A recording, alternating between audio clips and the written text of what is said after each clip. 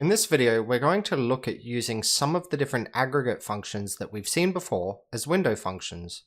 So I'm specifically talking about sum, count, and average. And additionally, in this video, you'll take one step further in deepening your understanding of how window functions work.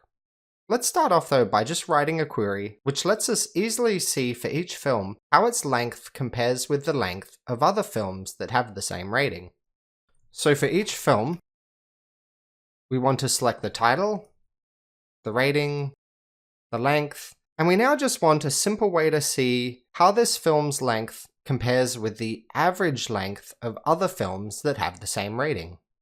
We can use the average function, and we're averaging over the length, and we want to do this over a window, and we want that window to be defined to be all those films that have the same rating, so we can partition by rating.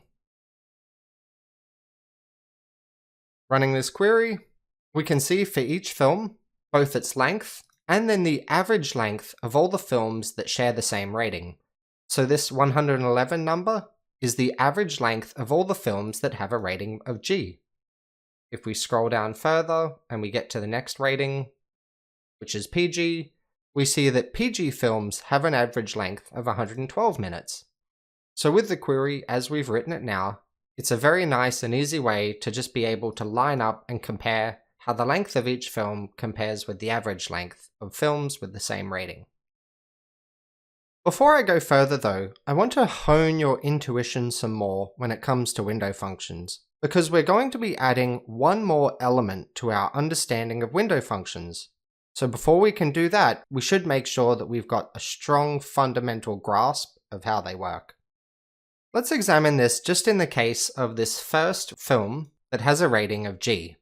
So for this film, we select the title, the rating, the length, and then we use the window function to calculate us a single value. That single value is calculated over a window of films. A good way to think about this is that we're calculating the average length over some new kind of virtual table that we get to define. Let's be a bit more explicit about this and look at exactly what that table looks like. So if we're just talking about this first film, this film Monterey Labyrinth with a rating of G, what does the window look like at the moment? Well, it's all the films, and because we're partitioning by the rating, that restricts the window to films that have the same rating as the current film that we're looking at. So it's where the rating is also G. So for this first film here, this is our window, all the films that have a rating of G. If we now just calculate the average length of all those, you can run this and see that you get that 111 figure, which is exactly what is output here. And that's the same as well if we scroll down and have a look at a film that has a PG rating.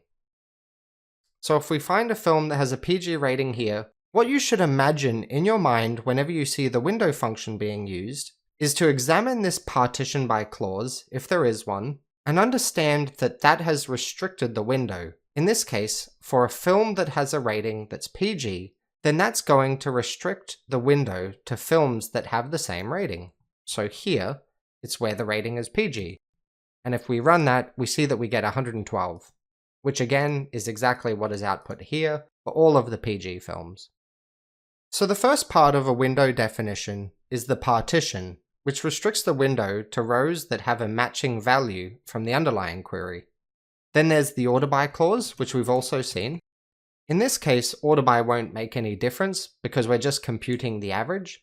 But again, whenever you see an order by clause in use, what you should imagine is down here in your virtual table, you can imagine that there's an order by clause. Now that you should have a good fundamental mental model for what this window actually looks like, let's take things up a notch. There is a third part that you can add to a window definition. It doesn't affect the ranking functions, but it will show up when you're using aggregate functions, like sum, average, or count, and it's called the window frame. And the window frame has the effect of even further restricting the window. So there's three parts to a window definition: the partition, the order by, and the window frame. By default, if you use order by, then the window frame will consist of all rows from the start of the partition up to the current row. If you don't have an order by, then the default window frame is just all of the rows in the partition. And just to repeat this only affects the aggregate functions and not the ranking functions that we saw earlier. Let's go hands-on with this idea, looking at the payment table. So we'll select the payment date, the amount, and we'll perform a sum of the amounts over some window, all from the payment table. Let's run this. This is probably your first time seeing an empty window. And what an empty window is just an unrestricted window. There's no partitioning, there's no ordering, and there's no window frame. And so if you sum all the amounts over an empty window, what that means is for each payment, it's going to return the sum of all of the payments. The window is all of the rows from the payment table. It's unrestricted. Now let's introduce a partition. So let's say partition by customer ID. And let's also introduce the customer ID in the output. If we run this, now what we're going to see is for each row from the payment table, we'll also see the total amount of payments from that same customer, because the window is now the rows from the payment table that have the same customer ID as the current row. So for customer 1, they spent a total of $118 in payments. And we can scroll down further, we can see customer 2 spent $128, and so on for other customers.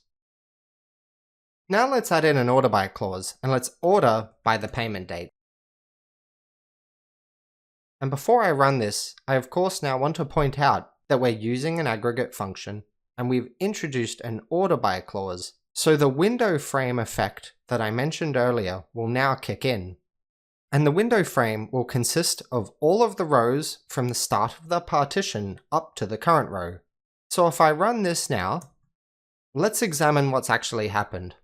Our new column that's using the window function seems to have the effect of calculating a running total for each customer.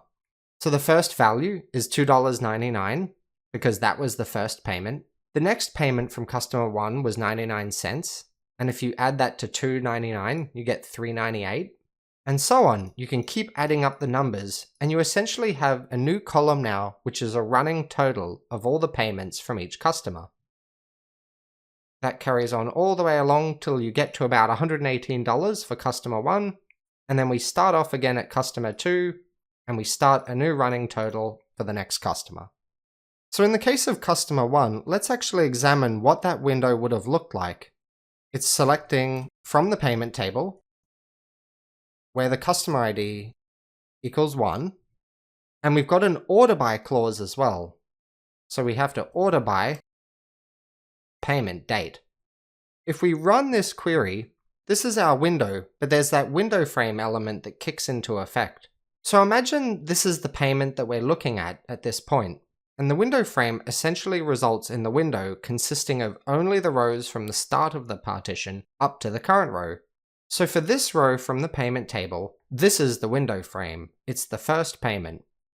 For this payment, the window frame is these two payments now.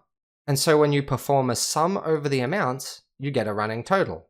For this payment, these are the 3. And for this payment, these are the 4. For this payment, these are the 5. We can actually go hands-on here as well, and even explicitly type in the window frame that's affecting the results. Let's do that now. So our window actually consists of 3 parts: the partition by, the order by, and a window frame definition that by default, because we're using order by, looks like this.